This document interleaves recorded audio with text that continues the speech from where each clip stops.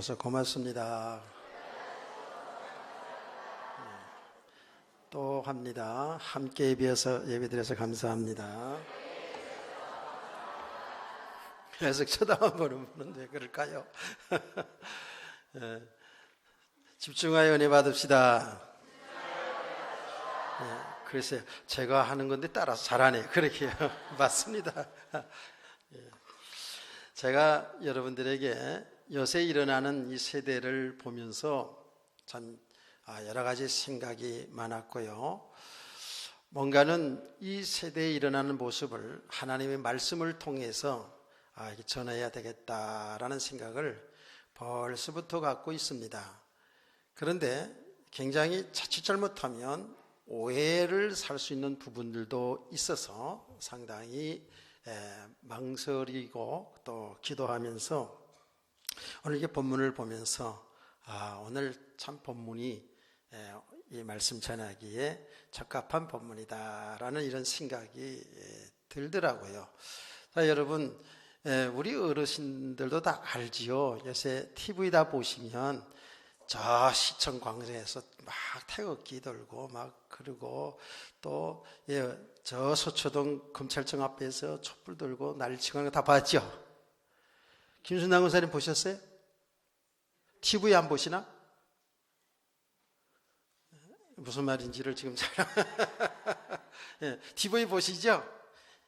하여튼 어르신들까지 다 우리 어린아이들까지 성령의 감동으로 말씀 잘 듣기를 소원합니다. 정말 난리도 아니야. 우리 친구 목사님이 갔다 왔는데 그러더라고요. 발 디딜 틈이 없더래. 10월 3일 날 갔더니. 그래가지고 깔려 죽을까봐 굉장히 노심초사하면서 갔다 왔다라는 이야기를 하더라고요. 나보고 너는 뭐하냐? 그래서 나는 수련회 한다. 그래서 잘 갔다들 오시라고 나는 우리 권사님 집사님들하고 세게 기도해 줄게 이렇게 제가 문자를 보내고 오래간만에 우리 집회 예배 마치고 나서 쭉 기도했다는 거. 세게 기도한다 그랬으니까 뭐 그렇게 기도라도 해야지 어떡하겠어요. 그래서 나라와 민족을 위해서 우리가 함께 기도하고 돌아왔습니다. 진짜 난리도 이런 난리가 없어요. 한쪽에서는 정부편, 한쪽에서는 정부가 잘못한다고 난리치고. 여러분, 우리 잘 알고 있잖아요. 가정에서도 가정이 화목하지 않으면 그 가정 망합니다. 행복이 없잖아요. 그렇죠? 가정이 부모와 자식과 부부지간에 화목하지 아니하면 그게 지옥이잖아요. 결국은 싸우는 곳에 결국은 삶이 실패하고 맙니다. 교회도 마찬가지고요. 나라도 당연히 그렇죠. 이게 매일 지금 매주마다 지금 토요일마다 휴일마다 한쪽에서 이렇게 나오고 저쪽에 나오고 참 너무 어수선하고 볼 때마다 좀 우리가 좀 심란하지 않습니까? 여러분이 전혀 감각이 없지는 않을 거예요. 보면서 나름대로의 어떤 견해를 가지고 있을 거예요. 혹은 교회 안에서 나름대로 촛불 집회가 맞다. 아니면 태극기 집회가 맞다. 또 이럴 수도 있어요. 나름대로의 자기 생각을 가지고 있겠죠. 근데 지금 왜 이러냐 하면 근본적으로 잘 봐야 됩니다. 왜 이러냐 하면 여기에 무슨 정치적인 어떤 논리도 있어요. 정권의 문제, 정치 논리도 있는데 조금 들여다보면 이런 거예요. 지금 문재인 대통령 정부는 진보 진영이에요. 진보라고 얘기합니다.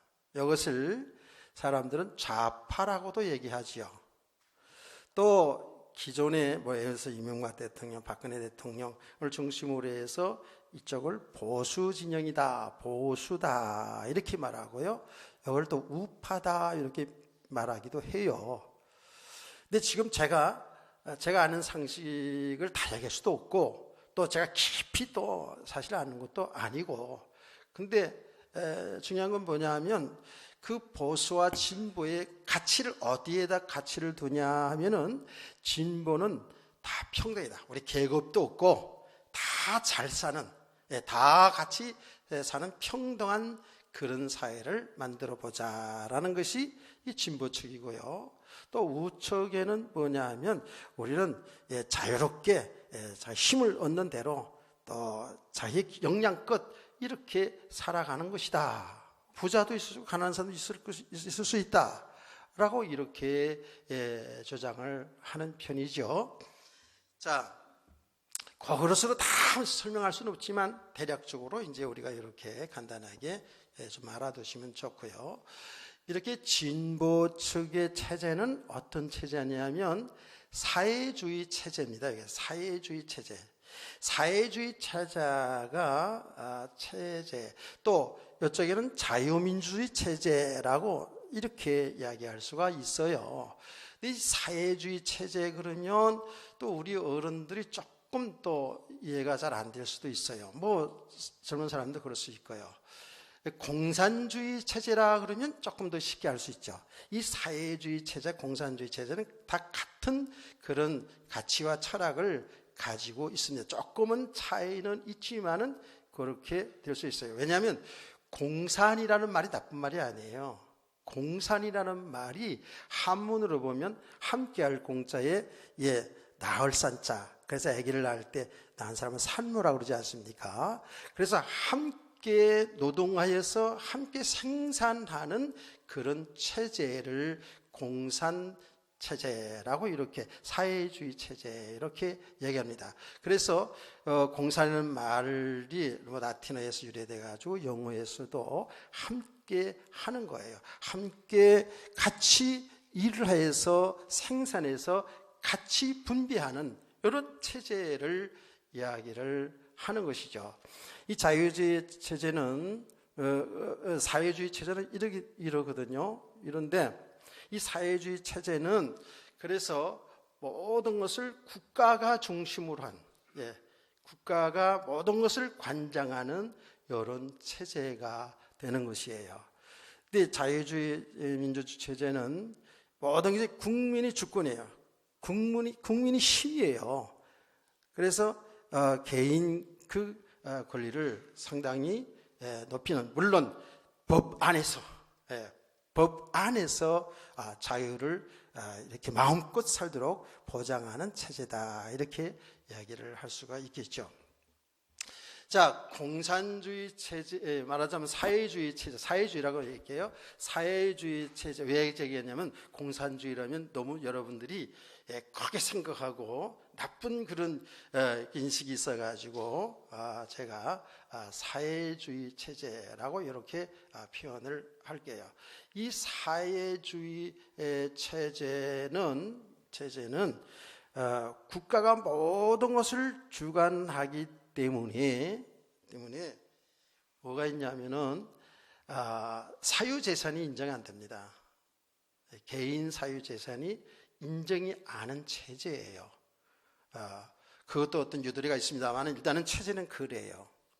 자유주의 체제는 자기 개인의 역량껏 일을 하고 그래서 뭐 높은 자리도 갈 수도 있고 또 재산을 또 많이 벌어서 돈을 많이 벌어서 집도 여러 채 가질 수 있어요. 세금만 잘 내면 돼요. 그렇죠? 집을 여러 채 가질 수 있고 토지도 다 자기 소유할 수 있어요. 근데 공산체제에서는 국가에서 다 말은 대여해 주는 겁니다. 그래서 한 예를 들면 제가 청도에 우리 선교사 교회, 청도의 교회가 그 교회 땅을 주고 교회를 세우는데 50년 대여를 해준다고 그래놓고는 그때 가봤는데 잘 졌어요. 교회도. 나중에 얼마쯤 지났는데 돈 내놓으라고. 내놓으면 그건 막무가내예요. 할 수 없어요. 그래서 굉장히 고난을 당하는 그런 현장도 보았습니다. 그래서 이 사회주의 체제는 사유 재산을 인정하지 않아요. 그래서 지금 진보 쪽의 그 진영에서 그런 이야기가 국회에서도 종종 나오는 것을 여러분도 아실 거예요. 그게 이제 특징입니다. 또 이 사회주의 체제에서 가치를 어디에 둔다고? 평등. 우리가 계급이 없고 다 함께 일하고 함께 잘 사는 나라. 이 평등이에요.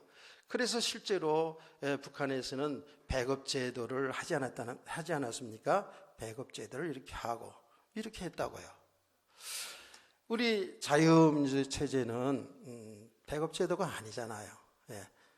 열심히 해서 자기가 사는 대로 버는 만큼 이렇게 살고 있잖아요. 자, 그런데 이 사회주의 체제에서 특징은 또 뭐냐 하면 종교의 자유가 없습니다. 법적으로는 종교의 자유가 있다고 합니다. 북한에도 제가 중국에 많이 다니니까 알죠? 중국에도 종교의 자유를 법적으로는 돼 있어요. 그러나 실제적으로 들어가 보면 종교의 자유가 없습니다. 엄청 종교를 핍박을 하게 됩니다. 엄청 핍박을 합니다. 그게 공산주의예요. 그래서 여러분 중국 공산주의도 대통령이가 공산당을 이끌면서 그 당시 국민당을 무너뜨렸는데 그 국민당 때에는 기독교 굉장히 왕성했어요. 근데 기독교 엄청 많이 타락되는 이런 상태였죠. 그래서 공산당이 집권을 하면서 사회주의가 집권을 하면서 말이에요. 기독교를 엄청 핍박을 하게 됩니다. 그래가지고 살아남을 수가 없어요. 그래서 많은 사람이 피난을 합니다. 그래서 저 미얀마로 저 동남아 지역으로 많이 피난을 가게 되고요. 그래서 제가 미얀마 다닌 곳이 뭐냐 하면 기독교 핍박 때문에 그들이 넘어와 가지고 그 미얀마 그쪽에 이제 중국인들 자리 잡은 곳에 제가 선교하러 그때 한 10년 가까이 다니지 않았습니까? 핍박을 하는 거예요. 그들은 모든 이 사상들은 다 때려부시는 거예요. 그리고 그들의 주장하는 그 체제만을 다 세우려고 했던 것이거든요. 여러분 잘 아실 거예요. 홍위병이라고 젊은 청년, 젊은 사람들을 내세워가지고요. 옛 구사상 다 때려부시는 거예요. 그래서 기독교가 그때 완전히 지하로 들어가서 기독교가 지금 가정교회로 지금까지도 있거든요. 근데 공산 사상, 이 사회주의 사상은 이론은 상당히 좋은데 이 사람들의 사상은 국가 체제이기 때문에 이 장기 집권이 돼야 돼요. 국가가 모든 걸 다 해야 되기 때문에 이 정권을 잡아서 장기 집권 체제로 가야지만이 가는 것이 그게 정상이거든요. 그래서 여러분 보세요. 이 사회주의 국가에서 당이 많지를 않아요. 물론 유럽 같은 데는 많은 당들 가운데 이 공산당, 사회당 다 있습니다만은 실제로 이 중국이나 북한 이런 데는 당 하나입니다. 공산당 하나예요. 그 집권을 해가지고 모든 걸 국가가 장악해야 되기 때문에 이게 장기 집권이 굉장히 필요하지요. 그렇게 가는 겁니다. 그래서 이 기독교를 가장 적으로 생각합니다. 왜냐하면 그 사람들의 사상이 여러분 청년들 알잖아요. 학생 청년들은 유물론주의자들이잖아요. 그래서 신이라는 것을 믿지 않고요. 또 무서운 것은요. 이 기독교 이 신앙이 들어가면 이거 이길 수가 없거든요. 알아요. 자기들의 사상 위에 어떤 이념 위에 기독교 신앙이 들어가면 이건 이길 수가 없는 거예요. 그래서 이것을 알기 때문에 기독교를 철저하게 막습니다. 핍박을 합니다. 그렇게 되는 거예요. 그래서 지금도 이 시진핑 가지고 우리 참 기대를 했었거든요. 여러 가지로 많이 기대를 했었어요. 다 이유가 있는데 그런데 그분이 돌아가지고요. 자기가 새로 체제를 짜보면서요. 장기 집권 체제를 지금 만들어 나가지 않습니까? 그러면서 선교사들 다 지금 추방하는 수많은 지금 우리 한국 선교사들도 추방돼서 흩어지거든요. 이렇게 종교를 엄청 핍박을 합니다.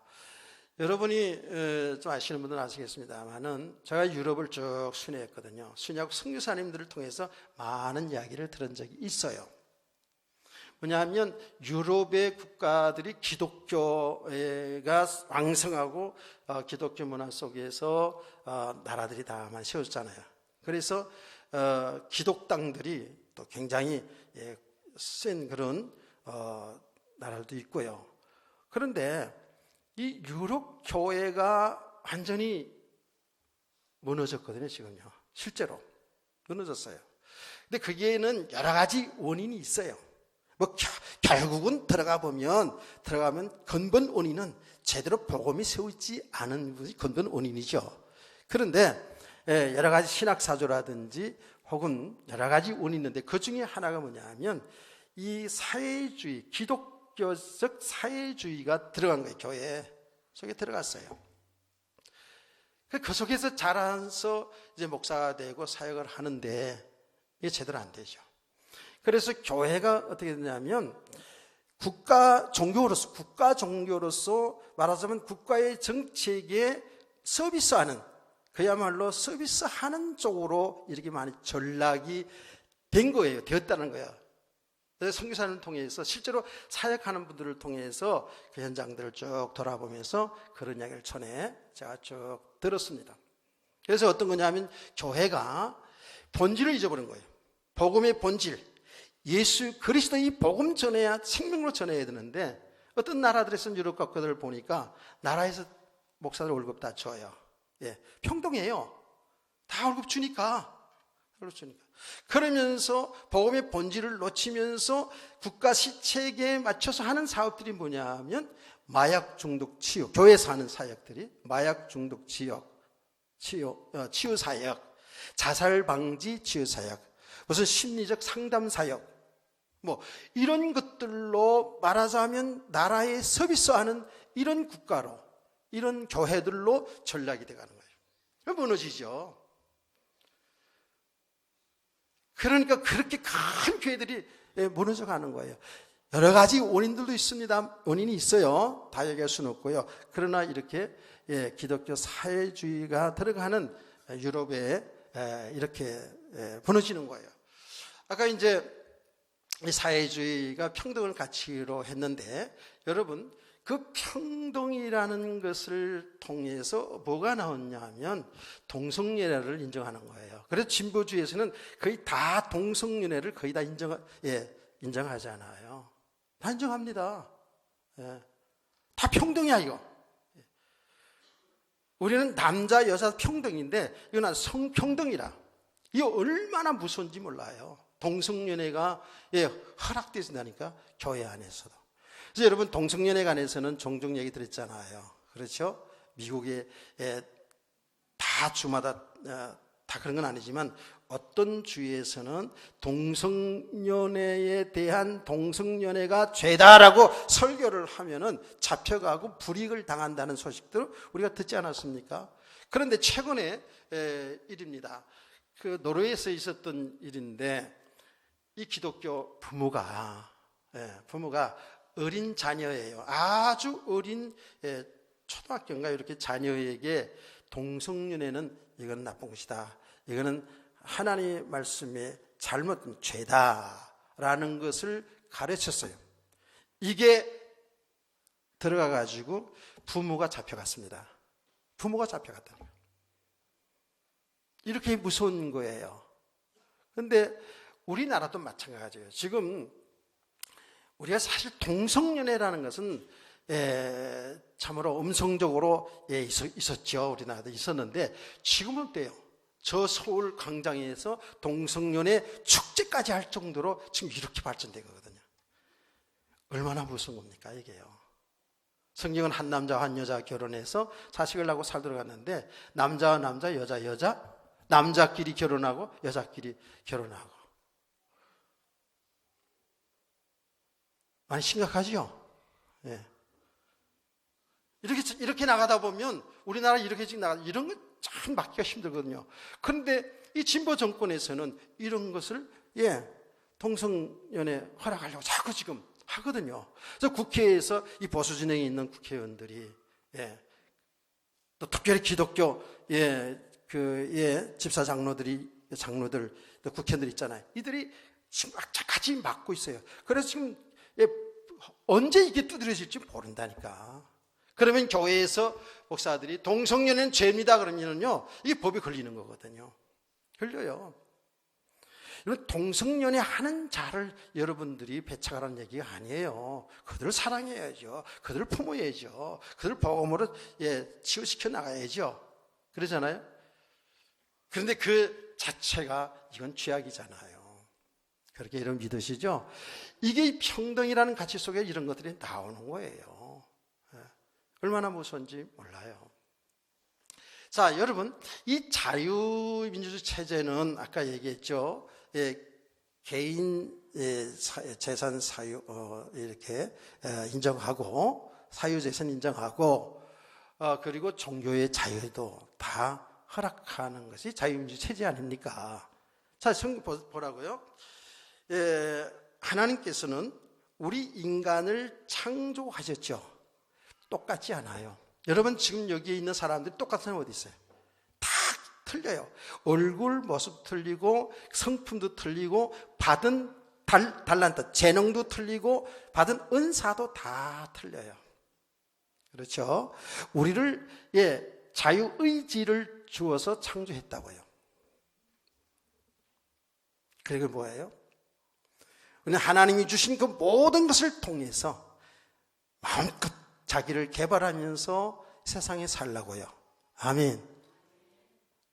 자기를 계속 개발하면서 열심히 공부하고 자기 주신 달란트, 저 기능이 무엇인지를 잘 발견해서 그 계속 연구하고 이렇게 하면서 자기 주어진 삶을 성공적인 삶을 살아가길 원하는 거예요. 하나님의 뜻이라고요. 아멘. 그래서 사실은 하나님께서는 이렇게 창조했다니까. 마음껏 일하고 마음껏 대신 뭐죠?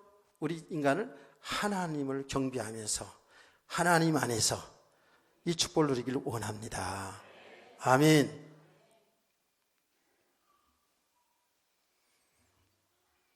그게 사실 성경의 원리입니다. 그럼 평등사상의 성경 원리 아니냐? 다 맞아요. 좋은 이론이에요. 그런데 자, 우리가 열심으로 일을 해서 그 사람이 역량껏 일을 해가지고 어떤 사람은 큰 사업가가 되고 돈도 많이 벌잖아요. 그렇죠? 어떤 사람은 높은 자리가 있잖아요. 근데 문제는 죄 아래 있는 인간은 그것을 자기의 힘, 자기 배경을 삼고 어떻게 해요? 쉽게 말하면 갑질을 하는 거예요. 나보다 못한 사람, 나보다 못 배운 사람, 나보다 못 가진 사람을 무시하고 누르고 이런 일이 있는 거예요. 하나님의 원리는 마음껏 일해서 마음껏 성공해서 그 삶을 통해서 하나님께 영광을 돌리며 살기를 원하는 거예요. 하나님의 선한 뜻을 이루며 살기를 원하는 거예요. 아멘. 분명히 살아가다 보면 나름대로 어떤 사람들은 돈을 많이 벌 수도 있고 어떤 사람은 아무리 열심히 하는데 안 될 수도 있어요. 그렇지 않습니까?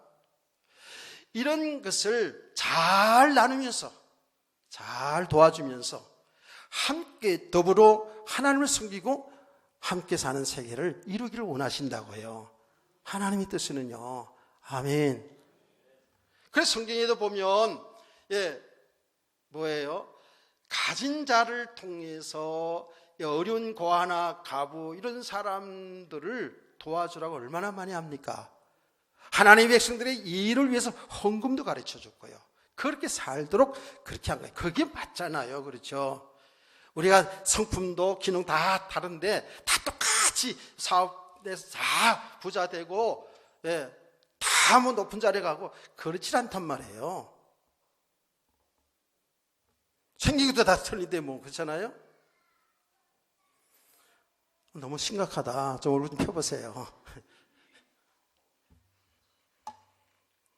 그래서 자기 주어진 이치에서 하나님 영광을 위해 살라는 거예요. 이것도 평등이에요. 그렇죠? 돈 많은 사람은 악질이고 돈 없는 가난한 사람은 그거는 의로운 사람입니까? 아니에요. 성경 뭐라는 줄 아세요? 재판할 때도 저 사람 어렵고 가난하니까 동정하고 저 사람 많이 갔으니까 죄를 더 세게 이렇게 하지 말라 그랬거든요. 성경에 있어요. 그 많이 버는 사람도 인정해주고 없는 사람도 인정해주고 이게 또 평등이지 않습니까? 이렇게 하나님은 우리에게 이렇게 자유롭게 자기 준 역량을 따라서 삶을 살면서 하나님께 영광을 돌리며 살도록 창조했는데 죄 아래 있는 인간은 이 축복을 제대로 못 누리고 전부 돈 많은 사람 자기 배경을 다 삼고 그걸 힘으로 삼고 오히려 갑질하고 그 빈부의 격차 속에서 사람들이 누리고 살고 누르고 살고 이렇게 되는 거예요. 어느 게 맞아요, 그럼? 어느 게 좋아요, 여러분? 눌리고 좀 살아도 자유민주 체제가 좋은 것 같아요? 차라리 그냥 나 못 사는데 다 똑같이 그냥 못 사는 그냥 평등의 사회가 좋아해요? 사회주의 체제는 사실은 뭐라 그럴까요? 획일적 평등을 다 같이 일하고 다 같이 잘 살자는 거거든요. 획일적 평등이 될 수가 없지요, 사실은요. 눈을 뜨시고 깨닫기를 저희는 축원합니다. 자, 여러분, 전 미국 같은 데는요 보니까 상당히 복음적이고 기독교가 굉장히 뿌리가 깊이 좀 내린 부분이 많아요. 확실히 미국 교회가 어쩌고저쩌고 그래도 그래요. 우리가 미국 교회에 대한 잘못된 정보도 많이 있죠. 제가 이제 아들 거기 공부할 때 미국에 방문했을 때 그런 얘기 하더라고요. 아빠, 우리가 미국 교회에 대한 오해도 많이 있었다고. 그런데 역시 이 기독교 역사가 우리보다 훨씬 길잖아요. 그리고 굉장히 복음적인 뿌리가 내려서 사람들이 사는 삶이 아주 복음적인 삶을 산다고 이렇게 이야기를 얘기하더라고요. 맞아요. 그들의 믿음의 깊이는 내가 다 알 수 없어요. 그러나 그들이요 정말 가진 자들이 사회를 다 하는 많이 합니다. 여러분, 미국에서 부자 이름 하면 누가 제일 먼저 생각나나요? 예? 부자 이름, 그러면 여러분이 생각나는 부자 이름이 좀 생각나는 사람 있어요? 저는 많이 생각 안 나요. 뭐 옛날 분들은 좀 옛날에 있던 사람들은 좀 얘기 듣고 그랬는데 생각나는 사람은 빌 게이츠. 아마 이 젊은 사람들은 잘 알죠. 빌 게이츠. 웨런 비펫이라는 이런 외국 발음이라 그렇습니다만은 이런 사람들 미국에서 제일 돈 많기로 1등, 2등 하는 사람들이거든요. 이 사람들이요 거의 90% 이상 90% 이상 방송실 잡담하지 마세요. 잡담하는 걸 보이는데 얼굴을 좀 들으세요.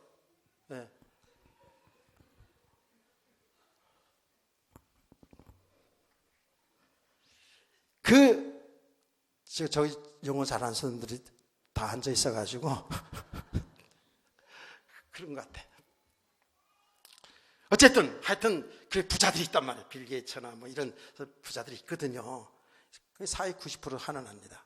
제가 한 1주인가 2주 전에 신문을 보는 가운데에 여러분 힐튼 호텔 아시죠? 우리나라에 힐튼 호텔 있죠? 전 세계 힐튼 호텔이 몇 개 있는 줄 몰랐는데 전 세계에 2,800개의 호텔을 가지고 있대요. 힐튼이라는 사람 이름이에요, 그게요. 힐튼 호텔이에요. 그 힐튼 호텔 좋잖아요, 굉장히. 안 가봐서 모르겠다고요. 한번 가보세요. 그 힐튼 호텔 그 주인이, 회장님이 그렇게 말씀을 했어요. 자기 재산의 97%를 환원한다는 거예요. 물론 재단을 만들어가지고 자기 계속 물려주는 게 아니고 사회에다 이렇게 환원을 하는 거예요. 상당히 복음적인 국가가 맞아요. 그런 거 보면. 그래서 내가 쭉 보면서 역시 믿음의 깊이는 잘 모르지만 어쨌든 상당히 복음적이구나라는 생각을 하게 됐다고요. 그게 맞거든요. 우리 성도들 이번 주간에도 쭉 말씀드렸습니다만은 구제헌금에 대해서 쭉 들었지 않습니까? 그렇죠? 예루살렘 교회가 어려움 당하니까 그 마게도냐 교회, 아시아 교회 다 극한 가난 속에서도요 참 헌금을 모아가지고 더 어려움 당하는 사람들에게 이렇게 보내지 않습니까? 이게 기독교 아니겠어요? 그런데 이 자유민주주의 체제에서도 너무 좋은 체제, 하나님이 주신 그런 성경적인데도 불구하고 죄 아래에 있는 인간은 조금 많이 배우면 얼마나 교만해지고, 조금 많이 가지면 얼마나 교만해지고, 무시하고 사람들. 그게 바로 이런 체제예요. 자, 보니까 그러면 이 사회주의 체제가 맞는 거냐, 자유주의 체제가 맞는 거냐, 평등이 맞는 거냐, 자유시장 경제가 맞는 거냐, 어떤 게 맞아요? 둘 다 이루는 다 좋습니다. 근데 분명히 평등과 자유할 수 있는 이런 축복이 우리에게 있어요. 아멘. 그게 뭐예요? 여러분요, 이거 치우치면 안 돼요. 진짜로. 분명히 계급과 계급이 없는 평등한 사회를 만들자 하는 데가 사회주의 체제거든요. 사회주의 체제인데 그렇습니까? 아니에요. 이거는 역사적인 교훈이거든요. 역사적인 교훈입니다. 구소련이, 중국이 다 그렇게 나가다가 도저히 안 된다는 걸 아는 거예요. 그래서 잠깐 중국만 얘기할게요. 제가 중국만 했으니까. 중국의 공산주의 체제에 그렇게 사회주의하고 맞고 이렇게 평등한 사회를 만들려고 했는데 안 되잖아요. 점점 가난해지는 거예요. 공산당이라는 체제 속에서 모든 걸 간장해가지고 하는데 점점 개발이 될 수가 없죠. 그렇죠. 뭐 적당히 같이 일하고 같이 먹는 거, 적당히 일하고 적당히 살지. 그렇죠. 안 그러겠어요? 안 되는 거예요. 그래서 누가 일어났어요? 여러분, 키 작은 덩소평이라는 사람이 일어나가지고 그 사람이 이 실용주의 자유주의라고요. 자유주의 경제체제로 그분이 바꿔나갔어요. 그래서 중국이 살기 시작한 거예요. 그러면서도 공산당 체제를 유지하면서 이제 자유경제 체제로 이렇게 해가지고 지금 중국이 세계 제2 나라로 지금 올라섰지 않습니까? 정말 그들이 이야기하는 평등, 계급이 없습니까? 안 그래요. 계급이 더 생겨요. 그 체제를 유지하기 위해서 독재 정책 갈 수밖에 없다니까요. 그러니까 북한을 보면 딱 알잖아요. 북한을 보면 김일성, 김정은, 김정일 딱 체제를 잡고요. 얼마나 무서운 그런 집단이 되었습니까? 자기 친척도 뭐 없어. 고모부도 뭐 그냥 총으로 날려버렸잖아요.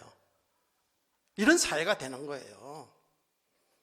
그래서 지금 많은 정보를 통해서 보니까 그 체제가 도저히 백성들이 다른 문제보다도 이 배고픈 문제 이게 해결 안 되면 사람 일어나잖아요. 그렇죠? 죽기 살기 일어나거든요. 그래서 요새는 살살 시장 경제를 지금 열어놓는다잖아요. 자, 제가 뭐 이런 이야기 더 깊이 더 얘기할 수도 없고 대략적으로 알겠죠. 여러분, 평등도 이론이 좋아요. 자유 좋아요. 근데 이게 안 됐다니까. 죄 아래에 있는 인간은 될 수가 없어요. 그래서 답이 뭐예요? 답이 예수 그리스도예요. 정말 예수를 믿고 예수 그리스도 안에 들어왔을 때에 진정한 평등과 진정한 자유함이 있는 줄 믿으세요. 이게 안 되지면, 복음이 안 되면 이건 아니에요. 될 수가 없다니까. 우리 인간은 죄 아래 있기 때문에 이게 될 수가 없다니까. 글쎄. 자, 오늘 본문을 한번 좀 들여다 보십시다. 본문 잡으세요. 1절에서 쭉 나오다 보면 4절, 3절 보겠습니다. 우리가 육신으로 행하는 육신에 따라 싸우지 아니하노니 4절, 우리의 싸우는 무기는 육신에 속한 것이 아니요 오직 어떠한 견고한 진도 무너뜨리는 하나님의 능력이라. 모든 이론을 무너뜨리며, 5절입니다. 하나님을 아는 것을 대적하여 높아진 것을 다 무너뜨리고 모든 생각을 사로잡아 그리스도에게 복종하게 하니 라고 말씀했습니다. 5절에 하나님을 아는 것을 대적하여 높아진 것을 다 무너뜨리고, 이게 무슨 말이냐면 하나님을 아는데 장애가 되는 모든 생각과 모든 이런 사상을 다 무너뜨려서 그러다 복종케 하신다는 거예요. 어떻게? 하나님의 능력으로. 아멘. 이게 답이에요. 인생의 답이라고요. 이 나라가 살 수 있는 유일한 답이라고요.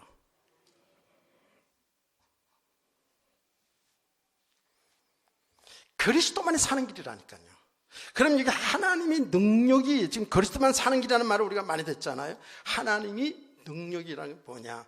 우리는 하나님 능력 그럴 때 하나님 우주 만물을 창조하시고 전능하신 하나님, 그 능력 우리가 생각할 수 있겠죠. 또 구체적으로 얘기하자면 우리가 이미 고린도서 1장에서 말씀을 들었습니다.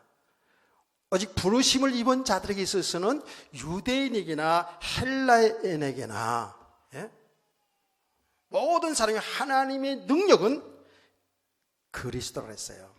그리스도가 능력이고 그리스도가 진정한 지혜라고 말씀했습니다. 아멘. 그 말이 뭐예요? 예수 그리스도만이 우리 인간의 죄 문제, 죄값으로는 사망의 문제 해결할 수 있고요. 아멘. 예수 그리스도 바로 믿고 그 안에 있을 때만이 진정으로 우리는 참된 자유함을 누리고 참된 평안을 누릴 수 있는 거예요. 평등해질 수 있는 거예요. 진짜 믿음의 사람이 되어져야지만이 많이 가졌어도 많이 배웠어도 교만하지 아니하고 자랑하지 아니하고 남을 무시하지 아니하고 존중할 줄 아는 거예요. 아멘. 제가 얘기했습니까? 여러분 한 사람 한 사람이 얼마나 귀한 사람들인데 하나님의 형상에 예수 믿어서 영원한 생명 얻은 여러분 한 사람 한 사람이 얼마나 존귀한지 모른다고요. 무시할 수가 없다니까요. 여러분이 좀 못 배웠다고? 여러분이 좀 못 가졌다고? 무시할 수 있어요? 없어요. 진짜로 믿음의 사람들이 세워져 가면 갈수록에 부모를 존경하고 효도하고 아내 남편을 존경하고 사랑하게 되고 우리 이웃을 사랑하게 되고요. 아멘. 정말 어려운 사람이 있으면 내가 가진 것을 나눠줄 줄 아는 이런 멋있는 하나님의 사람들로 세워져 가는 거예요. 믿으시면 엄청 세게 아멘.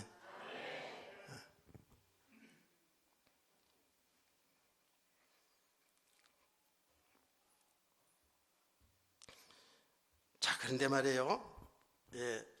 우리가 또 좀 알아야 될 게 있어요.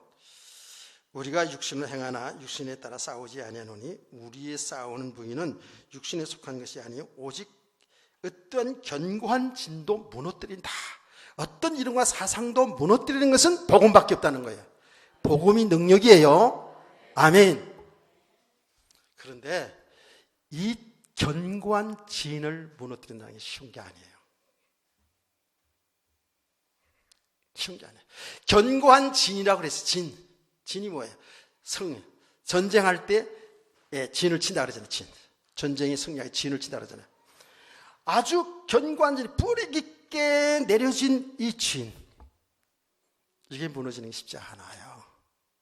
여러분 지금 계속 여러분 복음을 들면서 어떤 사상 이전에, 잘 들으세요. 사상 이전에 우리가 예수 믿지 않을 때에 우리에게 세워진 그 성품이라든지 기준이라든 것인지 어떤 여러분 습관이라든 것인지 이게 잘 무너집니까?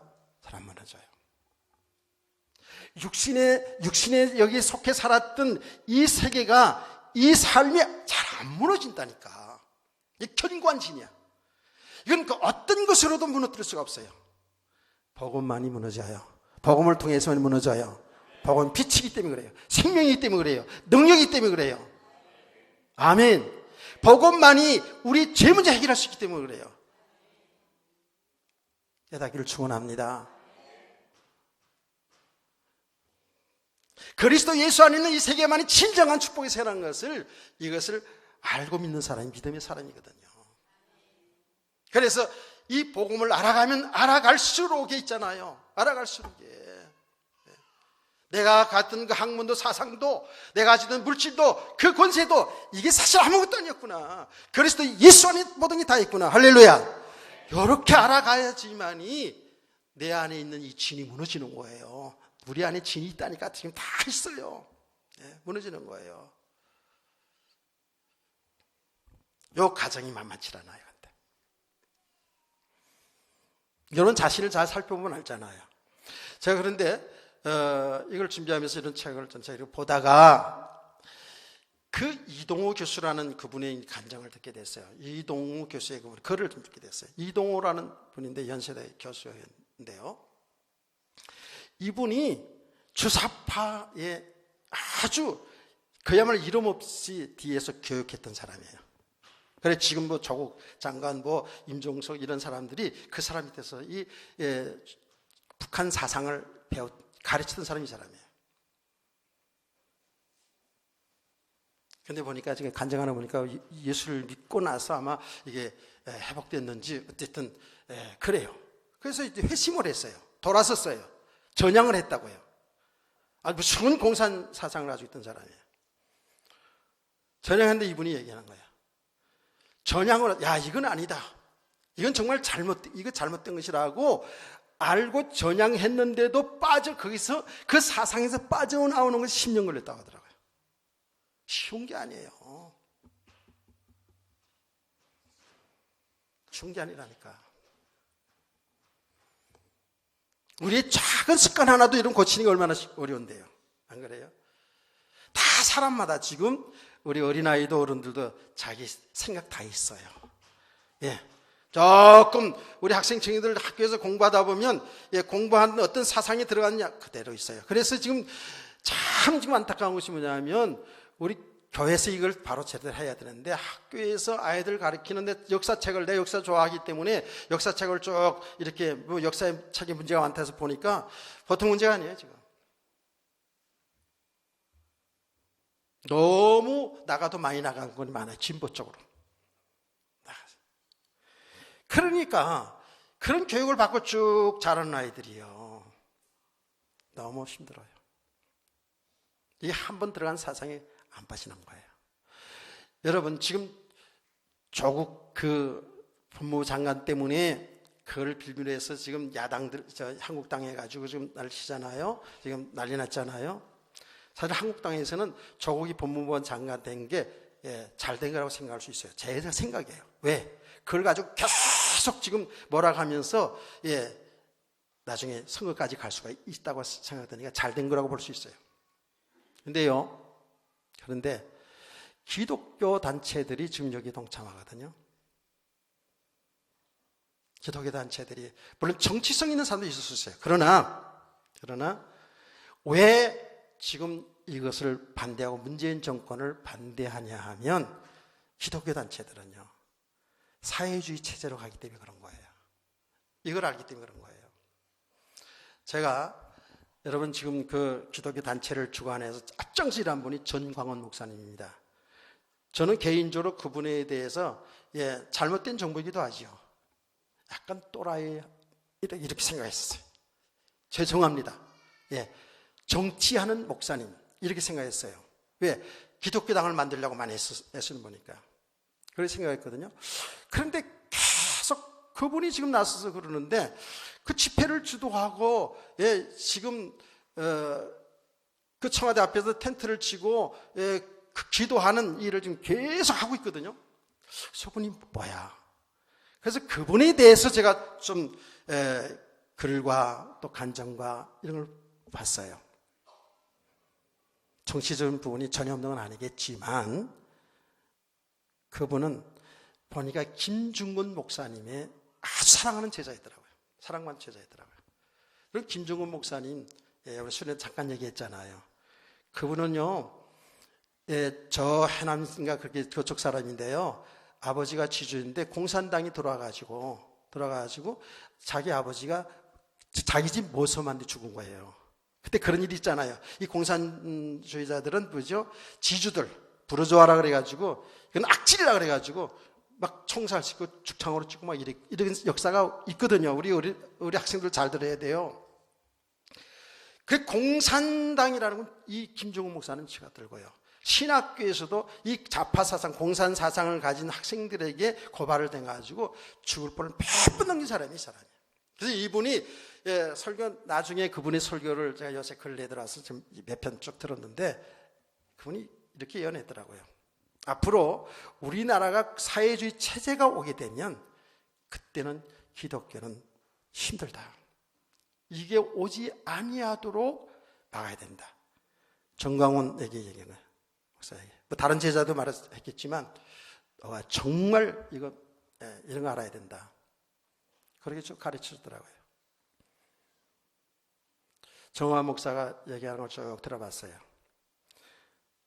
사회주의 체제가 오면은 기독교는 이게 엄청 핍박이 온다는 것을 그는 알은 거예요. 자, 조금 뒤에 이따 또 말씀드릴게요. 그래서 지금 여러분 조국 그 법무부 장관 될 때 딸 뭐 논문 위조 장학금 받은 거 펀드 해가지고 돈 벌은 양 이런 거 쭉 나오잖아요. 그런 사람들이 그럴 수밖에 없어. 아무리 사회주의를 지향한다 할지라도 그럴 수밖에 없어요. 문제는 그분이 사회주의를 실현하려고 하는 사람이기 때문에 문제인 거예요. 저도 청문회 똑똑히 들었습니다. 질문하는 야당 국회의원이 질문을 이렇게 했습니다. 당시 옛날에 사회주의 산업행 출신이라고요. 산업행 출신이 뭐냐면 말하자면 공산주의 사상을 가진 사람들인데 그 사람들은 굉장히 폭력적이었어요. 그 단체가. 그래서 이 나라를 완전히 폭력으로라도 전복시켜서 이 정말 평등한 사회를 사회주의 체제를 만들어서 이런 잘 사는 나라 만들어 보겠다는 이 사상으로 뭉쳐진 사람이 그래가지고 감옥에도 한 1년 반 이상 갔다 왔다 그러더라고요. 근데 그것을 질문하는 국회의원이 물어봤어요. 그 전향했냐? 사회주의 버렸냐? 그랬더니 자기는 자유주의자이면서 사회주의 실현을 하고 싶다는 거예요. 전향 안 했어요. 사회주의를 실현하고 싶다는 거예요. 여러분 아시죠? 문재인 대통령도 보면 훌륭해요. 제가 그 이론이 나쁘다는 거 아닙니다. 그런데 그분도 역시 똑같은 진보 사상을 가지고 있는 분이죠. 그게 어디서 나타납니까? 우리는 우리의 말과 행동은 우리의 사상, 우리 배운 것에 나타납니다. 그래서 제가 얘기하잖아요. 믿음 따로 삶 따로가 아니라 믿음이면 믿음의 삶을 살게 된다. 말을 하게 된다 그랬잖아요. 자, 여러분 아시는 내용일 거예요.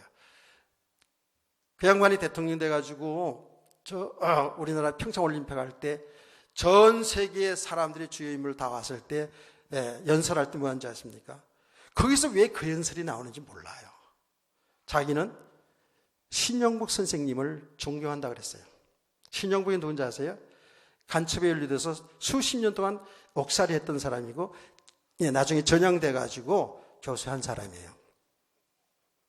신영복 선생님을 존경한다 그랬다고요. 그러면 그 사상이 거기 물들어 있는 거 맞잖아요. 맞아요? 그런 거예요. 자, 여러분과 저는 예수 그리스도 사상이기 때문에 예수 그리스도 말하잖아요. 복음 말하잖아요. 같은 이치예요. 자, 보시라고 또 하나만 더 얘기할게요. 이래서 막 문제가 났어요. 막 덜끌었어요. 그런 문제 때문에. 그 위에도 많은 일들이 있어요. 어디 저기 유럽인가 어디 방문 가가지고는 유교는 남침이 아니고 서로 분쟁 때문에 일어났다고 이런 얘기를 하지 않나. 어디 유교는 남침이지 무슨 전선에서 분쟁 때문에 일어난 거예요? 안 그렇잖아요. 특별히 지난해인가요? 지난해인가 6.25 현충일 때 보통 현충일 때 나라를 위해 헌신한 사람들을 위해서 우리가 이제 얘기도 하고 묵념도 하잖아요. 특별히 현충일 때는 6.25 전쟁에 전사한 모든 병사들을 생각하면서 우리가 묵념도 하고 그러지 않습니까? 그 현충일 연사에서 그 연설에서 뭐라는 줄 아세요? 여러분들 잘 알지 못하는 김원봉 선생님은 이 나라를 세우는 독립유공자라는 식으로 이렇게 말씀했잖아요. 김원봉이 누구냐? 독립운동할 때 가담했던 건 맞아요. 그런데 우리나라의 초기 건국, 이승만 대통령을 통해서 대한민국 건국 그 전에 많이 그 이념으로 혼란이 있었지 않습니까? 공산사상, 자유사상 해가지고 막 치고받고 난리치고 이랬던 시간들이 있었거든요. 근데 이 사람은 공산사상을 가진 사람, 김원봉. 그래서 북한으로 올라갔어요. 올복했습니다. 올복해가지고 북한의 3인방이었대요. 3인방. 3.2방. 그래서 6.25 남침하는데 가담을 해서 공을 세워서 김일성의 훈장을 받은 사람이 김원봉이라고. 여러분 생각해 보시라고. 6.25의 병사들의 그 피 흘림을 기념하는 그 자리에서 왜 그런 얘기를 하냐고요. 그건 나쁘다 좋다 그런 얘기가 아니라 그분의 사상이라는 거예요. 그분의 생각이라는 거예요. 이게 진보 사상, 사회주의 사상이 딱 들어있는 사람이에요. 그래서 무서운 거예요. 그래서 기독교 단체들이 정치적으로 막 갔던 게 아니라 그래서 지금 기독교인들이 가시집회도 가고 그러는 거예요. 자, 그러면 이런 사상들이 쉽게 무너지지 않는다는 거예요. 자, 이론 자체가 나쁘지 않아요. 다 평등한 사회 만들고 싶은 거예요, 사실은. 평등한 사회 만들고 싶은 거예요. 좋은 나라 만들고 싶은 거예요. 근데 역사적 교훈이 그렇지 않거든요, 그게요. 그리고 우리 성도들은 정확히 알지 않습니까? 이제 정확히 알아야 돼요. 죄 아래에 있는 인간은 예수 그리스도 아니면, 복음 아니면, 믿음의 산을 세우지 않으면 자유와 평등이 있을 수가 없어요. 아멘. 여러분도 마찬가지 아닙니까? 여러분 진짜 믿음 없으면 예수님 구원 받아놓고도요, 맨날 돈하고 살 수밖에 없다니까. 돈에 매여 살 수 있어요. 사람에 매여 살 수 있다니까. 어떤 자기 사상 거기에 벗어나지 못할 수가 있어요. 똑같은 거예요. 깨달아지는 은혜가 있기를 원합니다. 그러면 우리는 이제 결론적으로 이런 현상을 어떻게 봐야 되는가 하는 겁니다. 이런 현상을 어떻게 보는가? 성경적인 관점에서 어떻게 이런 현상을 보는가? 저 기독교인들이 광장에 나가서 막 집회하고 하는 그런 현상, 나타나는 현상을 어떻게 봐야 되는가 하는 겁니다. 일단은 여러분, 이스라엘의 역사를 보면은 답이 또 딱 나와버려요. 우리는 수요일 때 계속 공부하지 않았습니까?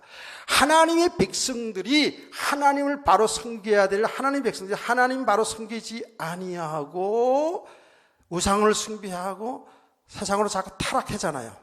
타락해요. 하나님은 어떻게 하셨어요? 정확히 나와 있잖아요. 하나님의 백성들이 하나님을 잘 섬길 때 그들이 하나님이 축복해줘요. 잘 사는 나라가 돼. 그럼 잘 사는 걸 통해서 하나님이 복음으로 사는 영광으로 살아야 되지 않습니까? 그런데 타락해져요. 우상을 숭배해요. 여러분, 이스라엘 백성뿐만 아니라 오늘 똑같은 거거든요. 저와 여러분이 똑같아요. 우상이라는 게 뭐예요? 우리 하나님보다 더 좋아하고 더 의지하는 것, 그게 우상 아닙니까? 전부 다. 맞지요? 그렇게 하나님을 떠나서 하나님을 바로 믿을 백성들이 그렇게 우상을 숭배하고 세상 문화 속에 타락이 되었을 때 하나님은 주의 종들을 통해서 그렇게 살면 안 된다고 하나님과 돌아오라고 돌아와 말씀을 전해요. 근데 세상으로 빠져들어가 있어야 하면 못 돌아오는 거야. 자꾸. 너무 좋은 거야. 그러면 반드시 이스라엘 역사 속에 보니까 재앙이 내렸습니다. 막 기근이 들든지 질병이 오든지 이런 재앙을 통해서 그들이 정신 차리고 하나님 앞에 돌아오는 이런 일이 있어요. 그런데 그렇게 하는데도 이 백성들이 계속해서 하나님 바로 섬기지 않아요. 이럴 때 어떻게 했어요? 다른 정권이 들어오는 거예요. 다른 이방의 나라들을, 하나님이 없는 나라들을 통해서 그들을 장악하게 하고 그들의 밑에서 종살이하게 만들어요. 그게 이스라엘 역사거든요. 하나님이 그렇게 하셨어요. 그래서 결국은 뭐죠? 결국은 그들이 그 고통 속에서 울부짖으며 기도하면서 하나님 앞에 회개하고 돌아올 때 회복시켜주는 역사가 있었는 줄 믿으시기 바랍니다. 그게 반복했다니까. 반복했어요.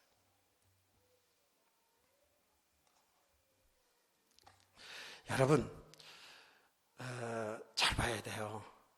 지금 이런 일이 현상이 일어나는, 그래서 이런 어지러운 현상, 나라가 지금 굉장히 어지러운 현상이 일어나는 것은 우리 기독교인들은 우리 자신을 볼 수 있어야 된다고요. 죄의 종들과 우리 성도 우리 자신을 볼 수 있어야 될 줄 믿으시기 바랍니다. 너무 하나님께서 이 나라를 축복해 줘가지고 교회를 축복해서 우리나라에서 세계 대형 교회들 있잖아요. 대형 교회 50개 중에 25개인가가 우리나라에 다 있답니다. 이렇게 하나님 축복해 줘가지고 교회들이 번성하고 나라를 축복해 줬다고요. 그러면 최대로 이제 복음운동하고 생명운동하고 이래야 되는데 우리 그리스도인들이 점점 타락해가지고 이런 일들이 자꾸 일어나는 거예요. 복음의 본질을 자꾸 놓치는 거예요. 예수 그리스도 아니면 사는 길이 없는데 너무나도 복음이 왜곡되어 가고 있다는 사실은 우리가 인정하거든요. 지금요. 너무 기복주의, 율법주의, 신비주의, 이상한주의로 자꾸 빠져가면서 하나님을 슬프게하는 일이 얼마나 많은지 모릅니다. 지금 저와 여러분이요. 다른 사람 얘기하는 게 아니에요. 저와 여러분이 잘 보셔야 돼요. 지금 우리가 하나님은 그래서 이러한 정권을 통해서 우리를 제대로 복음의 사람들로 복음을 회복하는 교회들로 세우려고 하시는 하나님의 하신 일 속에서 볼 수 있어야 돼요. 아멘. 그래서 성경은 뭐라 하냐면 모든 권세자들도 하나님 다 세운다는 거예요. 문재인 대통령이 하나님이 세운 거예요. 그런데 그분을 진보주의 이런 사상을 가지고 사회주의 체제를 만들어가는 이런 대통령을 세웠다? 여기 하나님이 하신 일이 있다고요. 우리 기독교인들 잘 봐야 되는 거예요. 근데 그 권세자에 복종하라 이렇게 성경이 있는데 그 다음에 뭐라는지 아세요? 그 권세자들은 선한 정치를 해서 백성들이 잘 살도록 자유롭게 잘 살도록 하는 게 지도자들이 해야 될 일이에요. 근데 그것이 안 되어지면 어떻게 돼요? 그건 무너져야 되죠. 당연히. 이때 하나님의 종들이 바르게 얘기해 줘야 된다고요. 세례 요한처럼 에레미야처럼 예수님처럼 아멘. 바르게 얘기해 줘야 되는 거예요. 로마 13장에 나와요.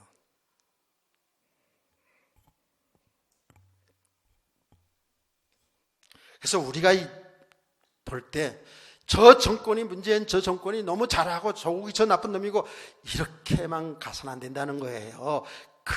그 모든 것들을 통해서 이 정권을 통해서 우리 기독교인들이 먼저 이걸 잘 볼 수 있고 우리 자신을 돌아볼 수 있고 여러분들이 여기에서 바른 회개운동이 일어나야 될 줄 믿으시기 바랍니다. 그래서 역사 속에 보면은요 이스라엘 백성들이 그래요. 그렇게 고난이 올 때 너무 힘들 때 어떻게 해요? 그들은 회개운동을 합니다. 여러분 아시잖아요. 사무엘상 7장에 보면은 이스라엘 나라가 블레셋에 다 잡혀가지고 시달렸어요. 그때 사무엘이라는 선지자가 딱 나와가지고 어떻게 했습니까? 미스바 광야로 다 모이는 거예요. 모여가지고 뭐 했습니까? 거기서 회개운동했어요. 우상을 숭배하던 걸 다 버리고 전적으로 우리의 마음을 다하여 하나님께 돌아오라는 거예요. 그래서 거기서 금식하며 회개운동했다고요. 그때 하나님은 블레셋을 물리치는 줄 믿으시기 바랍니다. 여러분 포로 시대 때 돌아오면서 다른 분들 그렇습니다만 느헤미야가 지도자 되어서 돌아왔을 때 어떻게 했습니까? 느헤미야가 어떻게 백성들이 그런 줄 아세요? 개혁이 일어났어요. 예배를 회복했다고요. 우리가 너무 잘못 살아서 이런 고난이 왔었다는 거죠. 그래서 거기에서 개혁을 하는데 뭐예요? 말씀 기도가 이루어져요. 하루 종일 말씀을 3시간씩 말씀을 낭독하고요. 3시간씩. 오늘 3시간 예배 들 수 있어요. 정신 차리세요. 3시간 말씀을 전하고 듣고 읽고 그리고 3시간 더 회개운동하고 그래서 예배를 막 회복하는 거예요. 하나님의 백성들이 하나님을 바로 섬기지 않은 가운데 그런 포로의 역사가 있었기 때문에 여기에서 회개운동이 일어났어요. 회개운동. 말씀운동이 일어났어요. 복음을 회복했다고요. 할렐루야. 이럴 때 하나님은 또 회복시켜 주잖아요. 이 역사가 이스라엘 역사라니까. 이게 반복의 역사입니다. 그러면 지금 저 광장에 지금 기독교들이 많이 갔습니다. 기독교들이 많이 갔어요. 그 자체가 나쁘지 않아요. 물론 우리는 각 교회들마다 정말로 이 현실을 똑바로 보면서 우리가 회개운동하고 참된 복음운동이 일어나는 것, 복음이 바로 회복돼야 되는 것, 요게 좀 중요하거든요. 사실은요. 무조건 저 사람들 통해 사회주의 가면 기독교가 핍박받는다는 이런 수준 가지고는 견관지를 무너뜨리지 못해요. 진정한 복음이 세워져야 돼. 복음운동. 아멘. 자, 저기에 갔어요. 뭐 그걸 가서 막 집회하는 걸 그 나쁘다 할 수 없죠. 난 용기 있는 사람들하고 얘기해요. 근데 중요한 건 뭐예요? 그래서 순수하게 정말 우리가 그동안 하나님을 바로 섬기지 못하고 너무 복음이 왜곡되어 있는 것을 직시하고, 그리고 거기서 정말 복음을 회복하고 회개운동이 일어나요. 우리가 잘못 살았습니다. 아멘. 이 회개운동을 하는 거예요. 순수하게 그렇게 해야 돼요. 성경에 있는 것처럼.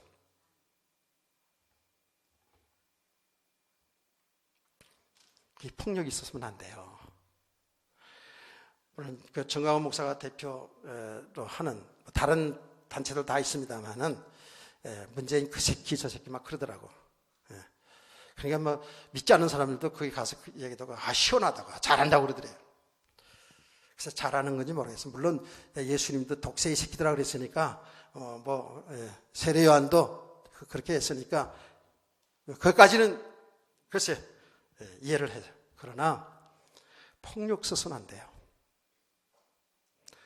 거기서 그냥 그 자리에서 회개운동하고 진짜 하나님의 은혜를 구하고, 오직 우리는 아무도 할 수 없습니다. 역대 입장에 있는 것처럼 여호사밧 왕이 주관해서 기도를 했던 것처럼 오직 주만 바라보고 우리는 아무도 할 수 없습니다. 하나님만이 제대로 이 나라를 세울 수 있습니다 라고 그렇게 하나님께 경배하고 하나님 앞에 기도하는 것으로 마쳐야 돼.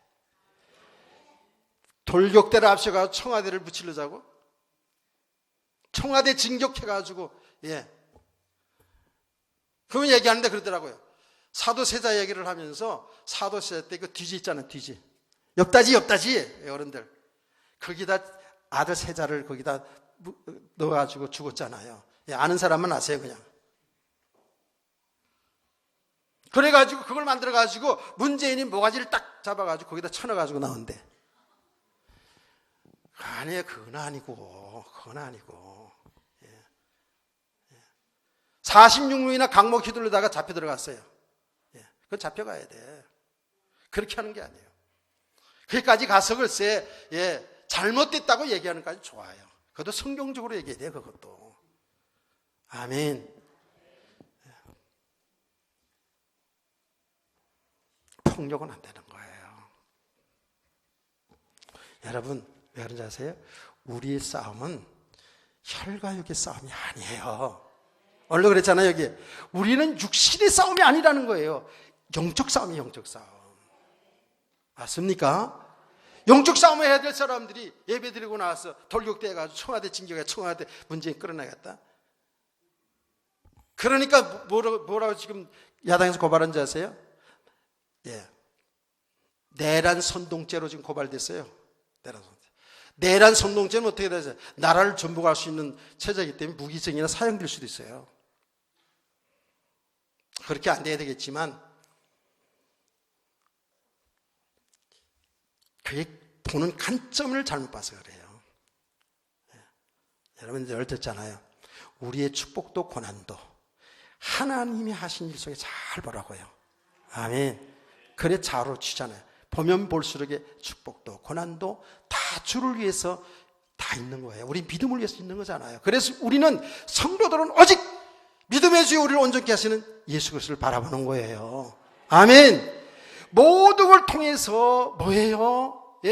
그리스도 아니고는 사는 길이 없구나. 이 나라의 민족이 그리스도 아니면 사는 길이 없구나. 그 사람들이 나빠가지고 이 나라를 잘못되게 하려고 그러는 거 아니잖아요. 어쨌든 평등한 사회를 만들어 보려고 하는 그런 그들의 이론이죠. 그렇죠. 근데 그게 역사적으로 보니까 그쪽으로 계속 가다 보면 적그리스도 노릇하는 거예요. 하나님의 교회를 대적하는 쪽으로 갔잖아요. 역사적으로 보면. 그게 영적 싸움이 이게. 영적 싸움. 이 영적 싸움이 혈과 육의 싸움, 강목 휘둘르고 또 멱살에 잡고 아니에요. 복음을 회복하면서 하나님 앞에 엎드려 기도하는 그런 저와 여러분과 교회 되기를 주로 축원합니다. 여러분 이 나라 민족을 위해서 기도해야 됩니다. 정말로. 그래서 우리가 편한 가운데에 하나님을 자유롭게 하나님을 섬기면서 하나님의 축복을 누릴 수 있는 우리 후손들 되기를 주의 이름으로 축원합니다. 찬송가 171장을 찬송 부르면서 준비합니다.